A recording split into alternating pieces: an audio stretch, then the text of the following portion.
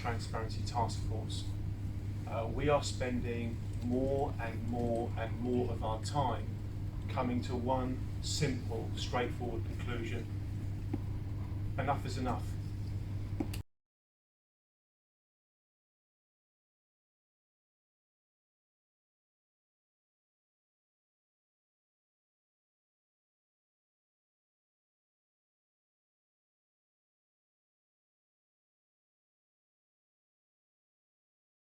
Corruption,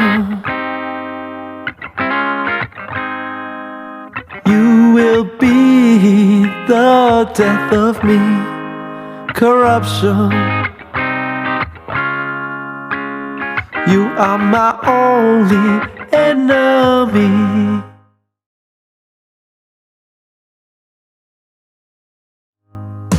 Corruption, you will be the death of me. Corruption, you are my only enemy. We're now going to be hearing from Craig Morris. Craig's got a very special insight, a very special perspective. It's appropriate that he's speaking at this place. Mr. Craig Morris, please put your hands together for Craig. Thank you very much. Thank you. Thank you, Andy. As I say, my name's Craig. I'm a former military veteran, Army, and also former police detective, Home Office trained, who specialised in counter-fraud investigations, and particularly in banking fraud and complex fraud at conspiracy level. So I know what I'm talking about.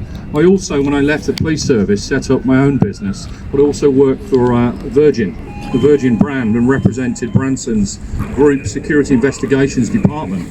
We prosecuted privately, criminally, a multitude of criminal organisations very successfully. I wrote the model.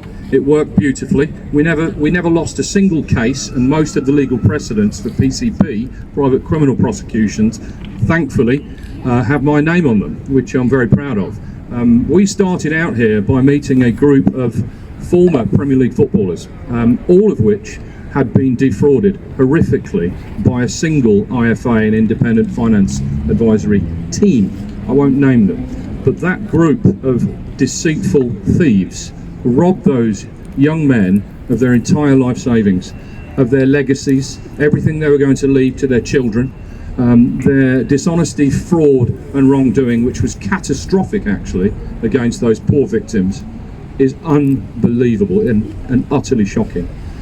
Just to touch on some of the natures and types of fraud that we experienced and identified, 60,000 pieces of documentation my business POC Management unravelled during a very short space of time, 8 weeks actually, and here we are 8 years later trying to seek some justice for them.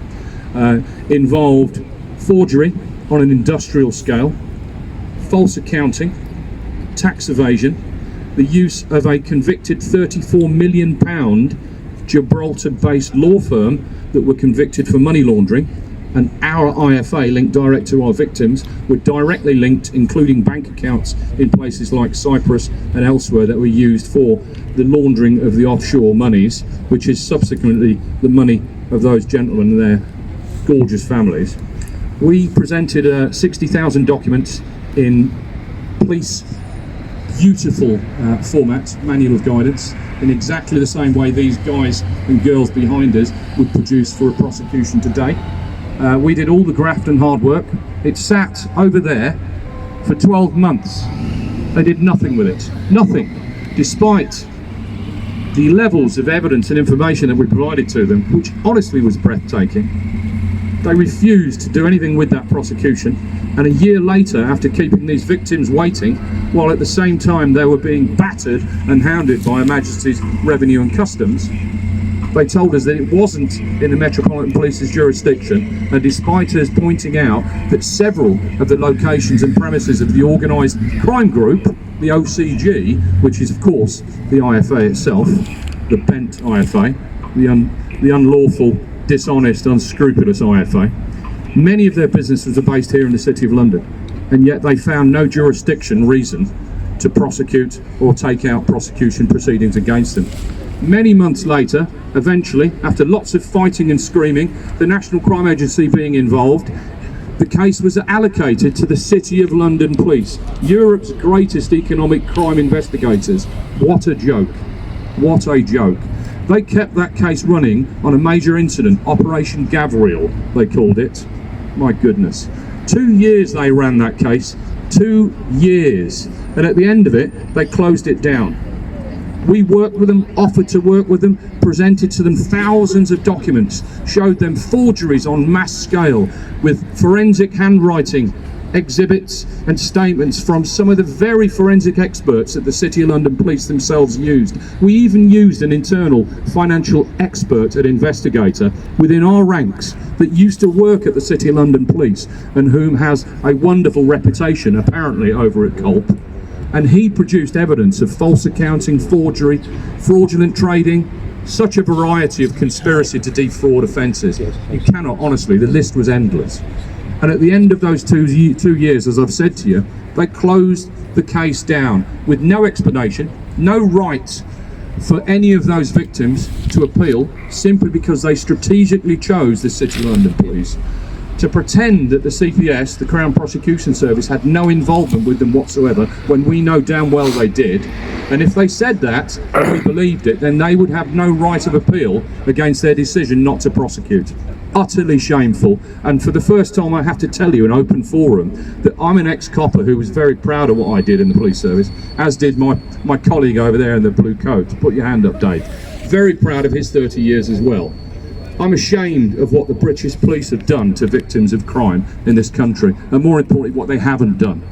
And yes, they're underfunded, and yes, we can make a million excuses, but there are people in that building behind us, and worse, over at the City of London, that know damn well they should have done better. They should have cared for victims, supported victims, and given them what they need, what Andy's been shouting about. What do we want? Justice. That's all we want, that's all you want, and that's all you deserve. What do we want? Justice! What do we want? Justice! When do we want it? No! Thank you.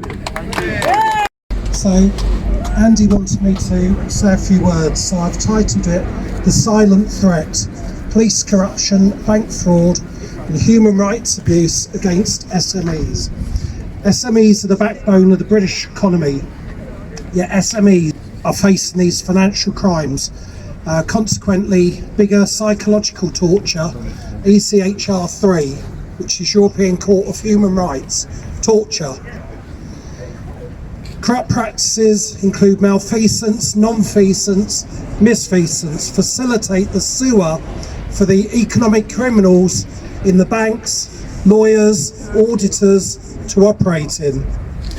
New Scotland Yard is the headquarters of the British police investigations into war crimes, genocide, crimes against humanity.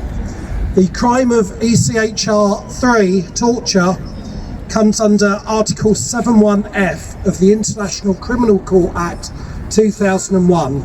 SO15 is the only police force here at New Scotland Yard who can deal with that. SO15 are the UK Counter-Terrorism Division and should provide protection to civilians and national security and public interest. The public interest is important. Much like the black cab rapist, if the police had done their job at the beginning, more women wouldn't have suffered. Mid last year, we forwarded 70 potted summaries of grave human rights abuse to SO15. I'm aware of near 70 suicides. What we sent in was sent for first scoping to Dominic Murphy, the commander for SO15. He passed it downwards, so we passed it back up and it went to Sir Mark Rowley. Sir Mark Rowley passed it to the Directorate of Legal Services for the Met Police. They then did nothing. Behind the team that I work in is a senior ex-police lawyer. We knew the right questions to ask for the police to invite us in and start investigations, but they didn't. This is a crime against humanity. No one is above the law. Generically, there are systemic flaws in policing. where police and powerful corrupt judges, etc., are making wrong decisions. No one is above the law, and if the police done their job, they're actually in a more powerful position. As Lord Denning indicated years ago in the 75, police could actually take in corrupt civil judges into the criminal courts, and those judges could be put under the spotlight and imprisoned, but they don't. Above policing is the Home Office. We have letters from Priti Patel, November 2014. She knew that this was going on. She commented in the Hansard Westminster debate on 45 of the crimes. The crimes for Lloyds Bank are typically taken either to Gresham Street or they're taken to Bristol and closed down by Avon and Somerset Police, and then further closed down by Mark Shelford, the current Crime Commissioner, and prior to him, Sue Mount Stevens. Frauds are closed down under their Home Office counting rules. When you put in an instant report, a crime report, they only record 2,500 characters, and then they would tell you that there is nothing there. It's wrong. Several of our victims have been to Mr. Tom Tugendhat, and he says that the police cannot get involved with the police.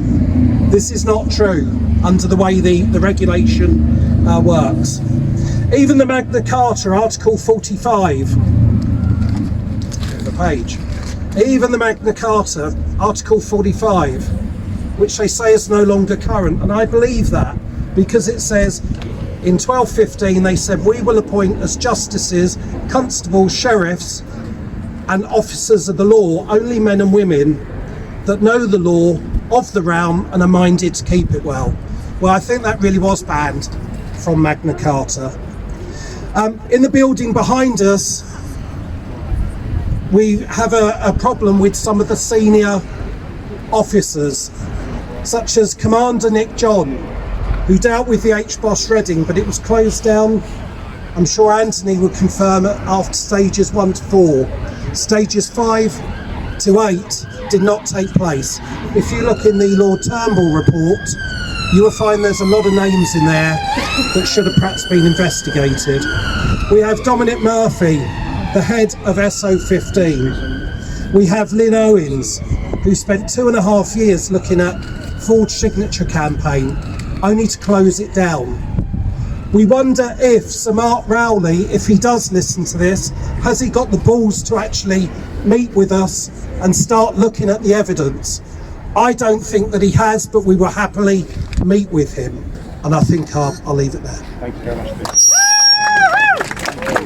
Ladies and gentlemen, we've had some great speakers with tremendous insights. We all know why we're